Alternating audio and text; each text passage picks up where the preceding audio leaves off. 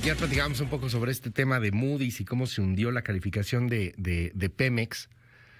Tengo en la línea, como siempre, a Pedro Tello. Te mando un abrazo, querido Pedro. ¿Cómo estás? Buenos días. Luis, buenos días. Qué gusto saludarte a ti y también a quienes nos escuchan. Fíjate que hoy hablaremos de otra de las calificaciones que ha emitido Moody's ahora sobre la Comisión Federal de Electricidad. Hagamos un rápido recuento para ubicar el contexto en el que nos estamos moviendo. Hace unos días, la calificadora Moody's, que es una de las 3 calificadoras a escala mundial que concentran cerca del 90% del mercado a escala internacional, redujo la calificación de la deuda mexicana, bajó un escalón la calidad de la deuda del gobierno mexicano, porque pensaba o considera que a pesar de que tenemos un buen historial para el pago de la deuda,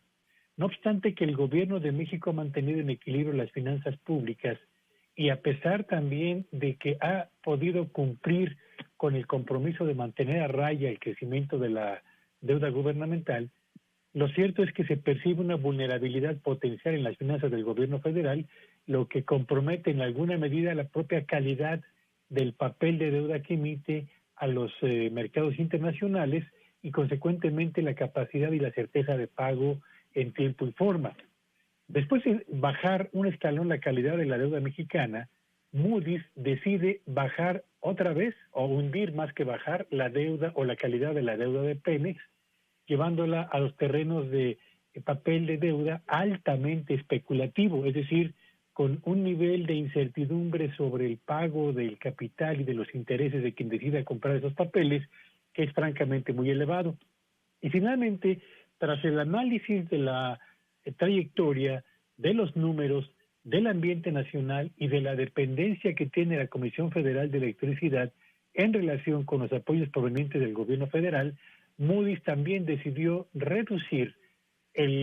la calidad de la deuda de la Comisión Federal de Electricidad,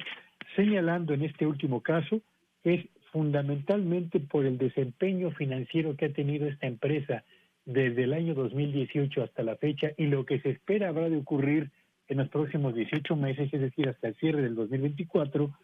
que considera que las dificultades financieras que prevé, más los elevados precios del gas natural, que es materia prima indispensable para la generación de electricidad, y las necesidades de recurrir a financiamiento para fondear los planes de inversión y de renovación de maquinaria y equipo que son necesarios en la Comisión Federal de Electricidad, pues frente a estas circunstancias y ante la degradación en un escalón de la deuda del gobierno de México, Moody's también degrada la calidad de la calificación de Comisión Federal de Electricidad. ¿Qué significa esto finalmente para México y para estas dos empresas tan importantes? Bueno, significa solamente una cosa,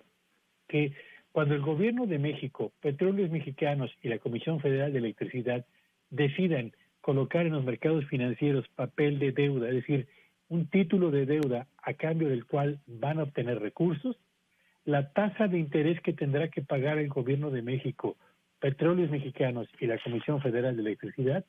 será más elevada que la tasa de interés que pagan otros gobiernos y otras empresas para poder obtener recursos que les permitan financiar sus proyectos de inversión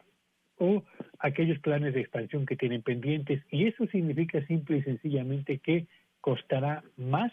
obtener dinero del exterior para poder impulsar el desarrollo del país o la expansión de Pemex o la expansión y modernización de la Comisión Federal de Electricidad. Así que no estamos frente a noticias menores, sino frente al anuncio de problemas crecientes para poder llegar a los recursos que no tenemos en cantidades suficientes aquí para poder financiar el avance de nuestro país. Déjame hacerte una pregunta, Pedro, en torno a esta visita que ha tenido el presidente López Obrador a Washington, estos puntos que ha puesto sobre la mesa, ¿qué tanto ves viable que esto suceda? Algunos, pues francamente, parecen un tanto dispersos, no hay nada como que muy en concreto. ¿Qué tanto podrá esto pues reflejarse en realmente una mejora en los temas inflacionarios? Por ejemplo, estamos viendo los números de Estados Unidos, está brutal el asunto de la inflación, ya superando el 9%, si no me equivoco. ¿Cómo ves este tema, esta reunión en el aspecto económico, Pedro? México y Estados Unidos pasaron de una integración económica silenciosa hace muchas décadas atrás a una integración económica negociada con el Telecán en el 94 y su modernización a través del TEMEC hace unos cuantos años. Lo que significa que tenemos temas en común que en materia o en el ámbito estrictamente económico obligan a la cooperación de ambos países para poder atender temas tan relevantes como el desarrollo del sureste de nuestro país, que tiene un impacto directo sobre la inmigración. 2, sobre el combate a la inflación, que significa buscar conjuntamente mecanismos de producción compartida para reducir la dependencia de la importación de insumos, materias primas, tecnología, etcétera, de otras regiones del mundo que llegan a Estados Unidos y a México con precios elevados que presionan los costos de las empresas y generan, entre otras cosas, inflación. ¿Y qué decir, Luis, del tema que tiene que ver con seguridad en materia de drogas, venta de armas y lavado de dinero?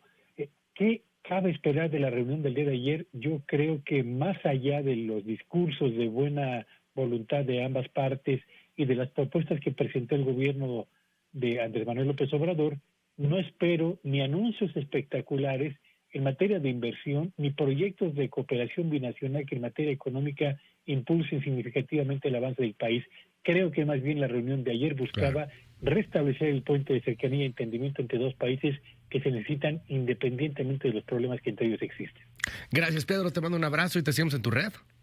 Sígueme en Twitter, en @Petrillo Villagrán, y que tengan un espléndido día.